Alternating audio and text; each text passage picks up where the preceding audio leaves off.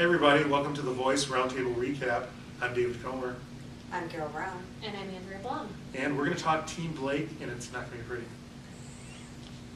We start off with yodeler Gracia Harrison singing I Don't Want to Miss a Thing by Aerosmith.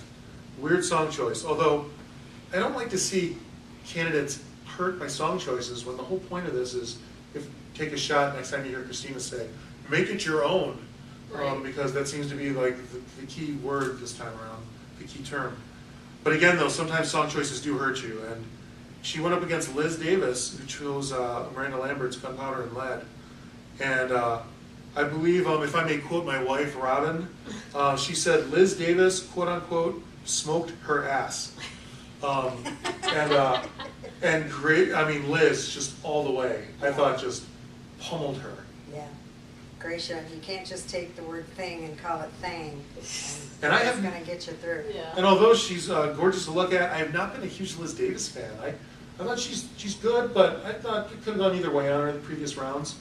Liz, shining moment for her, and my interest is peaked going forward. So she didn't hit it out of the park. It was just out of the time zone. Moving on, we had the strangely odd Rudy Paris, who kind of looks like he should be a roadie for Kiss, yet he's got the country soul like kind of tenor to his voice, and he went up, again, weird song choice. You'd almost think Blake was picking these songs because they're so bad for the candidates.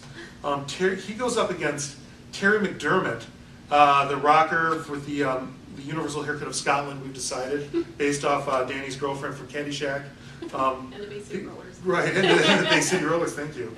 And no one under 40 will get that. Rudy Paris singing Chris Brown's Forever, again with the Chris Brown. See a previous episode. Terry McDermott going, singing Wings, Baby I'm Amazed. And I think we can just all agree, Terry McDermott's range is effortless. I agree with that. He was strong. And that was a good choice. I mean, you could tell he was polished at that song. It was good. And I really like Rudy too, and especially with the way the ageist decisions have gone. I really like seeing an older guy, would make it this far, but in this case, it was no contest. Yeah, we wanted Meatloaf or something. I know, right? Yeah, really. But it was hands down Terry, and I believe Christina, she basically threw vocal rose petals at him with "You're no joke," which for Christina is saying something. Now moving on, we had Colin McLaughlin, the steal off Team Adam, kind of square looking, looks like a law student, tall, 6'5", singing "Break Even" by The Script.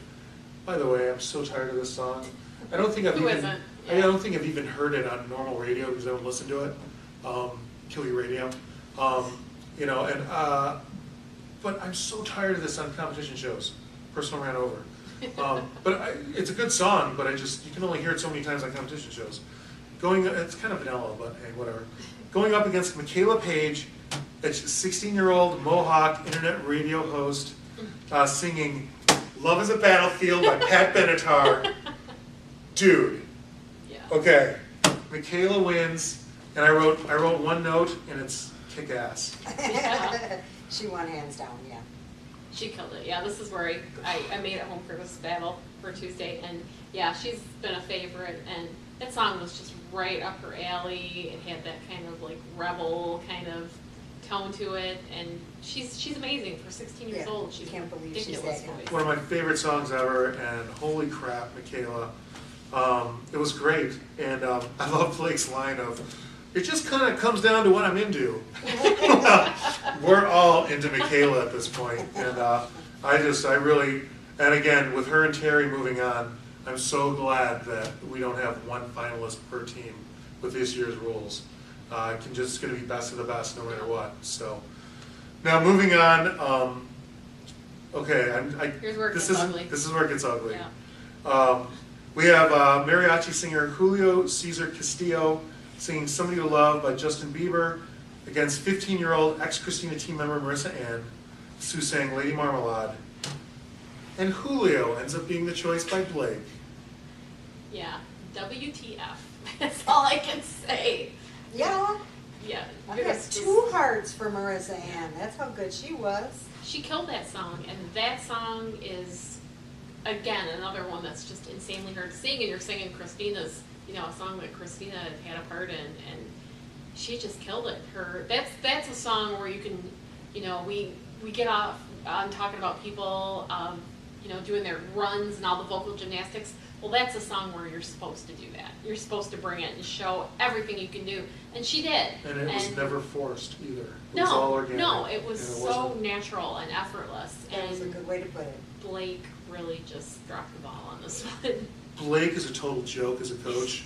I think he stumbled into and I love him as personality-wise and everything, but although I'm not huge into country, but I really love Blake. But I have to say, looking back on it, when you consider he's the one with the worst song choices, he's the one who basically got a lottery ticket in Jermaine Paul last year by getting the guy with arguably the most talent and probably the most talent and rides him to the wind. I think he's a joke as a coach. I think he's a joke as far as knowing what sounds good. I thought it was a complete, it was an ass-H cop-out to use the term, I just have more time invested in Julio. What does that effing mean when you introduce the whole steal concept? Right. Does that automatically, and we saw with Team Adam, steals don't necessarily mean you're going to lose in this round because you've got more time invested in somebody. We saw 2 steals already move on with Team Adam. And so for him to use that as an excuse is an outright joke. And I thought that just because you have more time invested with somebody doesn't make it right. When he did a fine job, right. But again, it kind of laid there for me. He didn't do anything special with it. Mm-hmm. And Marissa Ann, who, by the way, got screwed over raw by Christina the previous episode. Ironically, that whole rehearsal starts off with her telling Blake, "Thanks for saving me," and he's like, "Well, I'm just glad that Christina messed up." Yeah. Well, guess what, dude? You're a joke, okay? You messed up. And you messed up this time. And I tweeted to him as so much last night, just saying it was an atrocity. And looking at the Facebook page for The Voice, pretty much said the same thing. I'm so angry. Yeah. I'm spitting fire over this. Marissa Ann was completely robbed. She's 15. Yeah. And that's another thing. We've seen candidates thrown out the window. I don't know why I'm calling them candidates. Election season. But we've seen them thrown out the window before for you're just not far along enough for your age. We've seen most of the time it skews towards the younger choice, but instead we've also seen it go the other way where you're too young, you're too raw. Well, she's the total package. She's adorable and she's got so much range coming out of her fingertips. Carol, how are we going to watch the rest of the show? I don't know, man. That was the lamest excuse for getting rid of someone I've ever heard of. And like you said, it totally negates the concept of the steal. And it calls into, and I don't think I'm overstepping when I say it calls into question Blake's entire credibility on this show as a judge. And I don't see, I will not look at him the same going forward, based on this decision. And anyways, and then in my estimation, he continued to mess up. I wrote one word after he made his choice. Yeah, that's a bad one. And we had Susanna Schofeld, the music teacher, and she sang kind of a really crappy choice, Bob Marley, Could You Be Loved, against Cassidy Pope, who sang Adam Levine's Maroon 5 song, Payphone, an ode to an outdated technology source. And I got to tell you guys, we've all loved Susanna, the voice of Stevie Nicks, without ever trying to put on a show and pretend like she's copying her. Kind of has the Earth Mother look at times. And okay, you can put aside the horrible song choice, but I don't see how Cassidy Pope's made it this far, anyways. And Cassidy ends up being the choice. What do you think? This one killed me. This one absolutely killed me, even more than the Marissa Ann thing, because Susanna, to me, is just, she's got the wow factor. I mean, she opens her mouth, and it's just, she's got this sparkle to her voice, and just, it's effortless for her. I mean, it seems so easy. She doesn't even have to do anything. She's got this tone that is like nobody else's, and granted, she picked a song that didn't do anything for her. And I think they said something in the beginning to the effect of, she's going to show off more of her vibe than her power vocals. And that was to her detriment. Ask But we Avery all- Wilson about showing vibes, yeah. right? We all know she can do the power vocal, so I don't think she should have been penalized for this one time of, not going crazy with the song when she so obviously is special, and she's really the one girl in this she totally floored me, and I was pulling for her to go all the way, so yeah, I was devastated by this one. What she said. No, not quite as, I wasn't that devastated. But yeah, Susanna was the winner. For me, it was almost like I had already been stabbed in the heart. I had already been set on fire and basically kicked down 35 flights of stairs by that bull ass pick by Julio over Marissa Ann. At this point, my corpse was just peed on. So the damage had been done, we'll just say. Okay. Yeah. But I was annoyed and I was pissed. But I still was kind of reeling off Marissa Ann at this point. I think I was in too much shell shock Yeah. to do more than just one word for my reaction on this one. But again, I think it's a damn shame we're losing Susanna, and she didn't deserve this.